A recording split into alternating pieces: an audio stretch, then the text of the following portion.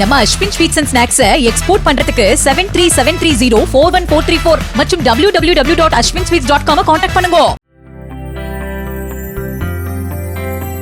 Washington பத்திரிகையாளர் சந்திப்பில் நடந்த துப்பாக்கிச் சூட்டின் போது தாம் கவலையோ பதற்றமோ அடையவில்லை என ட்ரம்ப் தெரிவித்துள்ளார். தனக்கு வாழ்க்கை புரிகிறது என்றும் நாம் ஒரு குழப்பமான உலகில் வாழ்கிறோம் என்றும் அவர் தெரிவித்தார்.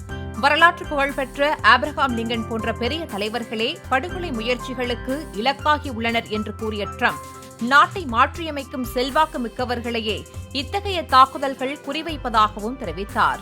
உலக அளவில் நாட்டை மீண்டும் கவனிக்க வைத்ததாலேயே தம்மீது அதிருப்தி கொண்டவர்கள் இத்தாக்குதலை நடத்துவதாகவும் இதை தான் செய்த சாதனைகளுக்கான சான்றாக பார்ப்பதாகவும் அவர் குறிப்பிட்டார்.